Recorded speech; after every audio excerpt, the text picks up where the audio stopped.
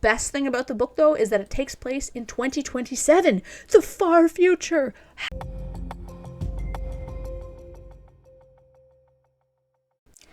Hello, welcome to Sound and Fury Book Reviews. As usual, I'm Tina. Today I'm doing a book review of The Day of the Dragonstar, or just Day of the Dragonstar, by David Bishop and Thomas Monteleone, I'm assuming. I don't know. It looks Italian. This is a book from Berkeley. It's from 1983. It is a classic sci-fi in the sense that it came out a couple years before I was born, so that means it's old. So I know I'm stretching it at calling this thing classic, but my usual rule, as I said, is 1985. I really wanted to read this one because of this one, Dragonstar Destiny, which is part 3. Because this looks hilarious. Like, look at this guy. This guy. Anyway, so I'm going to be applying my typical classic sci-fi bingo treatment to this one. It's going to be a spoiler-free review, a full synopsis based on what I remember, and then my classic sci-fi bingo. So if you like dinosaurs and action-adventure stories, you will probably enjoy this. And while Jurassic Park is my favorite movie of all time, and a book that I also really love, I have the fancy editions up there, the only special edition books that I have, I would not rank Day of the Dragonstar as a comparable story. What is it about? Inside the miles-long spaceship, it was 160 million years ago. Day after artificial day, outwitting the carnivorous saurians that had devoured their shipmates, the 2 survivors of the Heinlein exploratory mission to Artifact 1 picked their way through the vast horizonless jungle that filled the hull of the star-traveling terrarium. That was a long sentence. They did what a man and woman struggling for survival usually do. They prayed for rescue. They searched for a way to escape. They fell in love. Then, from a rise in the forest, they saw a wall, and something on the wall saw them. The concept of this book is really fun. Spaceship in orbit that contains a whole dinosaur world. So this book came out before Jurassic Park. Jurassic Park came out in 1990 and the movie came out in 93. So this can't be said to be any kind of a derivative copy. But while the dinosaurs themselves are fun, and there's lots of dinosaur attacks and stuff like that in the book, and the sentient dinosaurs are really cool as well, the story itself is super, super thin on the ground. It's way too long and the characters are not great. Overall, I think this is a book that would make a far better, kind of 80s B-movie than it would a book. I can't really talk too much about it due to spoilers, but if you're into action sci-fi, you will probably really love this because it's mainly in action. But if you're hoping for kind of more first contact or exploration, it does fall a bit short in that regard. Not a bad book. I'd give it a 3 stars. I enjoyed it. It's just, it was too long, and I didn't really like a couple of the main characters. The best thing about this book is that it takes place in 2027, the far future. What wonders will we have next year? Anyway, I thought that was fun. So onwards to my synopsis of the story. Here we go. The book starts with a sentient reptile person on guard duty who gets killed. This is never returned to in the story. It's never explained. Then we have the U.S., as it stands, essentially. The military who have discovered this ship in orbit. It's determined that the ship is massive, as it would be. A team goes inside and discovers the entire thing is this dinosaur biome preserve. They, of course, get attacked. Everyone dies but 2 people, a man named Ian and a woman, Rebecca, the latter being the girlfriend of this military guy back home. This is relevant because as the U.S. think that everyone's dead, they're like, we don't want to send any more people back there. But the military guy, Phineas Kemp, forces them to put together another team because he believes his girlfriend is still alive. Anyway, that's a very flimsy motive for this whole thing. We don't see this team at home, Phineas, for a while. We get a lot of time kind of with Ian and Rebecca bumbling about in the woods. We get a bit with a spy from the east and their plans to take over the mission as they want to get into the biome ship and steal this FTL drive they think for some reason exists in there. So on the dinosaur ship, Ian and Rebecca, they're making their way to this destination. I don't know what compels them to do this. Okay, so it would make more sense to me if your team got attacked at the airlock door that you should try to stay near the airlock door in case someone comes back to rescue you. But for plot reasons, they decide to wander away kilometers and kilometers, hundreds of kilometers away from this door without telling anyone where they're going. For other useless reasons, they start an affair that has a really graphic sex scene. I wasn't opposed to that, really, but they hadn't had showers in like weeks. Like, ew. Also, cheating.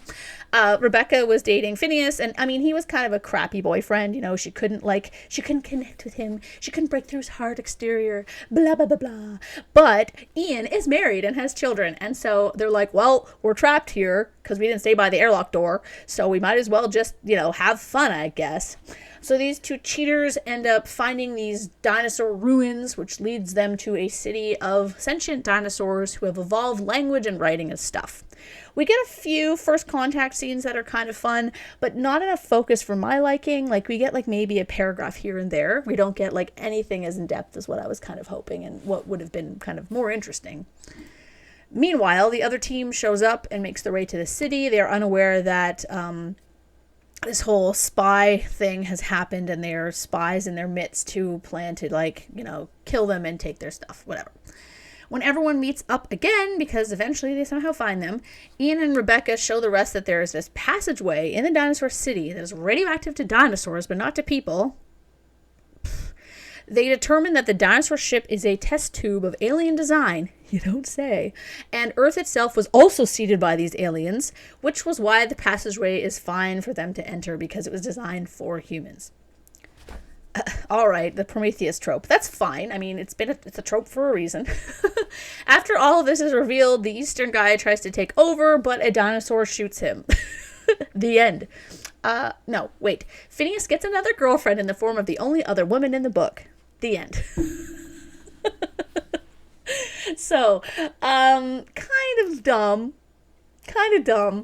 Not terrible. Entertaining. Again, would make an amazing B movie if they used like the special effects of Carnosaurus 3 or something like that. I think that would be wonderful. I would watch that high as hell all day. Anyway, so my classic sci-fi bingo list. So, outdated science. I was surprised at how not wrong the book was about dinosaurs on multiple points, but there is some outdated information about them. I did not take notes, but I did notice. I was just like, we've debunked that, or, oh, okay, that's different now, blah, blah, blah. This is at the stage where they were first realizing that dinosaurs were, like, evolved, like birds evolved from dinosaurs, or like, had a distant, were related. And so that was kind of one of the things they talk about. And I was like, okay, because I was expecting it to be all like lizards this and lizards that. A spaceship blows up. Actually, yes, a scout ship was blown up by the Dragonstar, which they later decide was like an accident. I guess the scout ship was so small that the biome thought it was like an asteroid, I guess, and just blew it up. Anyway. Social changes. There's not a ton. Well, there's one big thing. There's one small thing that's mentioned I thought was cool. They end up eating soy sausage and reconstituted eggs, which I thought was some kind of comment on the future of meat production, of food. I don't know. It was just like, okay. So this is the interesting part that I find interesting, because it deals with intergalactic international politics. So there's a space station apparently that was built in 1999 called Copernicus Base that has about 800 people living on it. That's a social change. There's another one called Tskolkoveki, I can't say it right, as the world order has switched to North America, Europe, and a still standing Soviet Union. There's no word on whether we still have a divided Berlin. Anyway. Makes sense? No, it doesn't. Their main adversary, I suppose, is actually China. There's no word on the other Asian nations, as well as this other kind of entity called the Third World Conglomerate, which is composed of the Middle East and African nations. Apparently, all the oil has been used up by 2027, which is why they aren't a top contender on the world stage anymore, because that's the only export they have, apparently. I was like... What a simplistic way to look at it. Anyway, whatever. It's not the most obscure or weird thing that I've heard, but I was just like, all right. Okay, sexy female scientist. Yes, I have not had this one in a while, but this is a staple of 80s sci-fi, at least. You don't get it as much in the 70s because of feminism. Like, people aren't super sexualized. But in this book, Rebecca is very sexualized. And we also have Michaela, who is also sexy. So we have these two lady sexy scientists. Cool aliens. No, they're not aliens. We also barely get anything about their culture. It's very rushed, so I would not give it a cool alien checkmark. Ancient tech and ruins. Yes, as I said, there are dinosaur ruins. Generation ship. I mean, technically the biome is a generation ship for the dinosaurs, so yes. Space soldiers. Yes, Phineas is a space soldier. AI and robots. No. New worlds. I don't think the biome counts as a new world because it's like, I don't know. I guess it kind of is because it's new to us. It's new and they go there and they don't know how to do anything. All right, I'm going to give it a check mark. Why not? Blatant cyberpunk, no. Blatant sexism, yes, there's lots of this. I'm smiling because it's funny and I like talking about it. The 80s was an interesting time because there was such a backlash in media, like, to second wave feminism, and part of that was sliding in, like, stereotypes or comments here and there degrading women or, like, making women seem silly, or the big one, giving women personality, but they always have to be hot regardless of how smart or strong they are. Rebecca is a top flight surgeon and a biomed specialist, but she's also a smoke show, and her work skills never come into play in the story at all. So she is there literally just to be hot. The book is also full of lines like her cute womanish stubbornness. I can't even say it. Or stuff like, "How can that be?" asked Rebecca Thalberg, her long dark hair curling beautifully out from the edges of her helmet. You put your helmet on, you let your hair stick out of it? How does that make any sense? Like they came from space. What? Also, no woman puts her helmet on without, like, pulling her hair back or putting it in, like, a little scarf thing because it gets all over your face. Like, I used to ride a motorcycle. I used to have my license, and I was terrible at it, which is why I stopped. I was just like, I don't pay enough attention to ride a motorcycle. I'd kill myself. So, I always had to pull my hair back because your hair just gets right in your face. It's like this. It's terrible. Anyway, so it doesn't make any sense. Clearly, they never asked a woman about this when they wrote this. Likewise, when Rebecca and Ian are stuck in the biome, Rebecca does absolutely jack shit. Ian does all the hunting, the foraging, the finding and maintaining shelters. Rebecca does literally nothing. She just sits around being like, ee, all day. One time she does shoot a dinosaur in the face with a gun, but it's like a last-ditch effort. She was so frustrating because she was supposed to be this smart, kind of like tough lady, but she's clearly there just to be like a sex thing. It's so annoying. But then we have lines like this one from a woman's perspective. Male ego, thought Michaela. It was such a fragile and precious thing, and yet the world seemed to run on wheels that were greased with it. I do not disagree.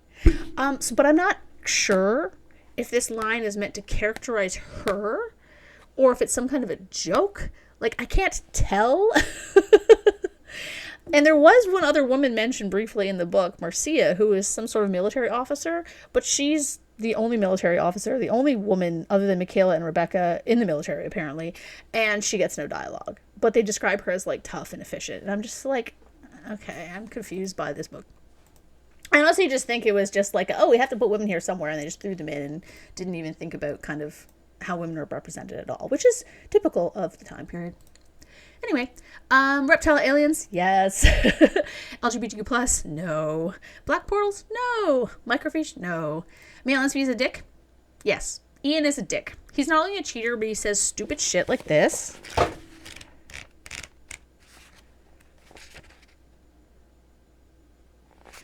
So Rebecca, I mean, I think she's stupid anyway, but she was talking about how when they're in the ruins, like how they kind of gives her like a feeling of it not being human, and kind of like, you know, sometimes you're in a place and it does give you a feeling. This is something that happens to people all the time. And so he says, what brings you to that conclusion? And she shrugged, oh, just the texture of this place, the feelings I get here. Ah, how I love the logic of a woman doctor of science. Go screw yourself, Ian. You're such an asshole. Anyway, he's not the only main character. Phineas is Canadian, so he gets points for that. He's not really a dick either. And then we have Michaela, who kind of gets maybe a quarter of the perspective, and then Rebecca gets some of the perspective. But anyway. Post-apocalyptic, no. Wild weapons. The biome itself is a pretty wild weapon, a wild invention. Racial equality. Okay. In a sense, yes, as there are some black members of the U.S. team.